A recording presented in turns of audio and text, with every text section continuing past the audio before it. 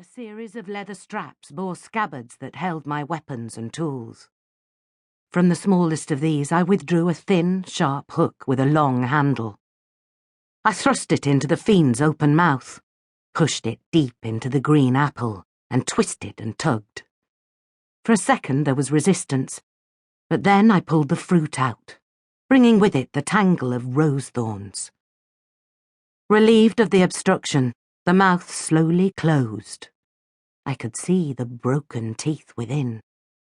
I had smashed them with my hammer, as the spook Tom Ward and I had bound the fiend. The memory of it was vivid, and I watched it again in my mind's eye. Long had I waited for the opportunity to bind or destroy the fiend, my greatest enemy. Even as a child I'd disliked him intensely. I observed the subtle ways in which he increasingly controlled my clan, saw how the coven fawned over him. They spent most of each year looking forward to the Halloween Sabbath, the time when he was most likely to visit. Sometimes he appeared right in the centre of their fire, and they reached forward, desperate to touch his hairy hide, oblivious to the flames that seared their bare arms. My growing revulsion was something instinctive in me, a natural-born hatred. And I knew that unless I acted, he would become a blight upon my life, a dark shadow over everything I did. He was clever, subtle and devious, often achieving his aims slowly. Above all, I feared that one day, like many other witches who had once opposed him, I would finally become enthralled to him. That I could not bear, and I needed to do something to make it impossible. And I knew exactly what I had to do. There is one certain way in which a witch can ensure that he keeps his distance. It is very extreme, but it means that she can be free of him for evermore. She needs to sleep with him just once, then bear his child. Thereafter, having inspected his offspring, he may not approach her again, not unless she wishes it. Most of the fiend's children prove to be abhumans, misshapen creatures of the dark with terrible strength. Others are powerful witches. But a very few, are born perfect human children, untainted by evil. I knew I risked giving birth to a dark entity, but it seemed worth it to be rid of the fiend. I was fortunate indeed.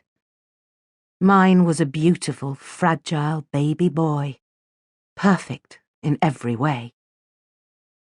I had never felt such intense love for another creature.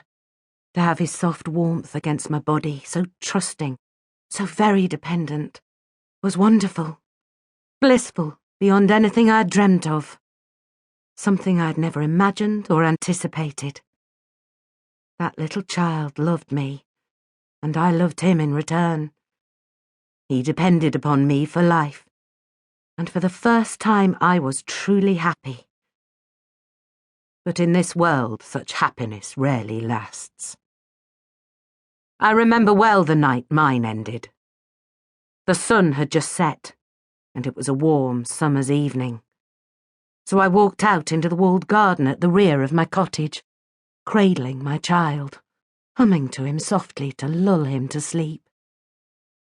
Suddenly lightning flashed overhead, and I felt the ground shift beneath my feet, the air become sharp with cold.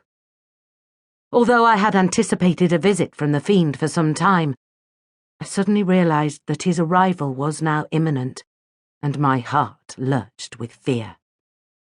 At the same time I was glad, because once he'd seen his son, I knew that he would leave and never be able to visit me again.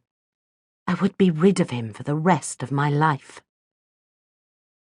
Previously, the fiend had always appeared to me as a handsome young man, with dark curly hair, blue eyes and a mouth that often turned up at the corners, with a warm, welcoming smile. But he can take on many shapes. And this time he appeared in the form that the Pendle witches refer to as His Fearsome Majesty. It is a shape that is